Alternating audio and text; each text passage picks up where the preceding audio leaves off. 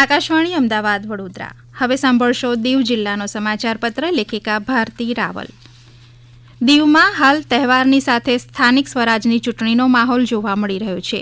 દીવ ખાતે 2 ગ્રામ પંચાયત, 2 સરપંચ તથા જિલ્લા પંચાયતની ચૂંટણી જાહેર થઈ હતી, જેમાં ચૂંટણી પહેલા જ દમણ દીવના સાંસદ ઉમેશ પટેલના સહયોગી અનેક રાજનેતાઓ વિધિવત ભારતીય જનતા પાર્ટીમાં જોડાયા હતા, જેના પરિણામે હાલ 2 ગ્રામ પંચાયતો, 2 સરપંચો અને જિલ્લા પંચાયતની 5 સીટ ઉપર બીજેપીનો વિજય થતાં બીજેપીમાં ખુશીનો માહોલ જોવા મળ્યો હતો. ઝોલાવાડી ગ્રામ પંચાયત, બુચરવાડા ગ્રામ પંચાયત તથા 2 સરપંચો અને 5 જિલ્લા પંચાયતની સીટ ઉપર બીજેપીના ઉમેદવારો બિનહરીફ વિજેતા બન્યા હતા. જિલ્લા પંચાયતના વિજેતા બનેલ બીજેપીના ઉમેદવારોને દીવ કલેક્ટર રાહુલ દેવ બુરાના હસ્તે સર્ટિફિકેટ આપી વિજય જાહેર કર્યા હતા. તે જ રીતે દીવની ઝોલાવાડી ગ્રામ પંચાયત તથા બુચરવાડા ગ્રામ પંચાયતને પણ બિનહરીફ ચૂંટાઈ આવી હતી, જેને લઈને ડેપ્યુટી કલેક્ટર શિવમ મિશ્રાએ સર્ટિફિકેટ આપી વિજેતા જાહેર કર્યા હતા. ગ્રામ પંચાયતના 16 સભ્યો, 2 સરપંચો તથા જિલ્લા પંચાયતની 8 સીટ ઉપર ભારતીય જનતા પાર્ટીના ઉમેદવાર બિનહરીફ વિજેતા બન્યા હતા. જ્યારે આગામી 5મી તારીખના રોજ જિલ્લા પંચાયતની 3 બેઠકોની ચૂંટણી થશે, જે અપક્ષ ઉમેદવાર તથા બીજેપી વચ્ચે યોજાશે. હવે આ 3 સીટ ઉપર કોણ જીતશે તે જોવું રહ્યું. ભારતીય જનતા પાર્ટીની જીતની ઉજવણીની સાથે લોકો તહેવારોની પણ મજા માણી રહ્યા છે. દિવાળીને લઈ દીવ પ્રશાસન દ્વારા બસ સ્ટેશન દીવ, ગણેશનગર ઘોઘલા, વણાકબારા વગેરે જગ્યા ઉપર ફટાકડાના સ્ટોલ ફાળવવામાં આવ્યા હતા. દીવની જનતાએ પણ ઉત્સાહપૂર્વક ફટાકડા સહિત નવા કપડાં, સોના ચાંદી વગેરેની ખરીદી કરી હતી. હાલ દિવાળીનું વેકેશન ચાલી રહ્યું છે, જેને લઈને દીવમાં પર્યટકોનો ધસારો જોવા મળી રહ્યો છે. દીવમાં ફરવા આવતા પર્યટકોને કોઈ ટ્રાફિક સમસ્યા ન સર્જાય તેથી દીવ પોલીસ વિભાગ દ્વારા તથા દીવ એસપીના માર્ગદર્શન હેઠળ મુખ્ય ટ્રાફિક ઝોન ઉપર ટ્રાફિક વ્યવસ્થાઓ કરવામાં આવી છે. સાથે દીવ પ્રશાસન દ્વારા પણ જૂના પુલને ખોલી દેવામાં આવ્યો છે.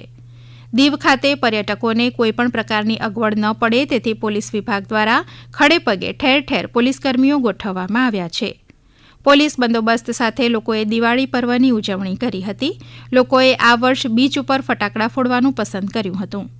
આ વર્ષે દીવના જલંધર બીચથી ચક્રતીર્થ બીચ ઉપર મેઇન રોડ લોકોના આકર્ષણનું કેન્દ્ર બન્યું હતું.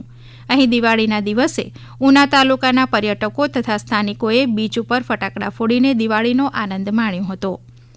દિવાળીના બીજા દિવસે દીવ જિલ્લામાં આવેલા અનેક મંદિરોમાં ભગવાનને અન્નકૂટ ધરાવવામાં આવ્યો હતો. આ પ્રસંગે દીવમાં આવેલ હવેલીઓમાં પણ ખૂબ જ આકર્ષક સજાવટ કરવામાં આવી હતી. 2 ઓક્ટોબરના રોજ દીવ નગરપાલિકા હોલ ખાતે લાલ બહાદુર શાસ્ત્રી અને ગાંધીજીની જન્મજયંતિની ઉજવણી કરાઈ હતી. નગરપાલિકા હોલમાં દીવ કલેક્ટર રાહુલ દેવ બુરા, નગરપાલિકા પ્રમુખ સહિત અધિકારીઓ, કર્મચારીઓ, વેપારીઓ, ચૂંટાયેલા પ્રતિનિધિઓ વગેરે ઉપસ્થિત રહીને ગાંધીજી અને લાલ બહાદુર શાસ્ત્રીની તસવીર ઉપર પુષ્પ અર્પણ કર્યા હતા. આ પ્રસંગે દીવ કલેક્ટરે સફાઈ કર્મીઓને સર્ટિફિકેટ આપીને સન્માનિત કર્યા હતા અને ઉપસ્થિત દરેક લોકોએ સ્વચ્છતાના શપથ લીધા હતા.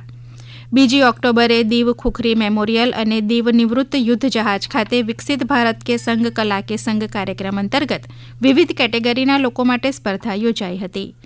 દીવ વહીવટીતંત્ર, west zone culture centre Udaipur તથા દીવ બાલભવન બોર્ડના સંયુક્ત ઉપક્રમે વિકસિત ભારત અંતર્ગત કાર્યક્રમ યોજાયો હતો, જેમાં પ્રથમ, દ્વિતીય અને તૃતીય સ્થાનના વિજેતાઓને પ્રોત્સાહિત કરાયા હતા.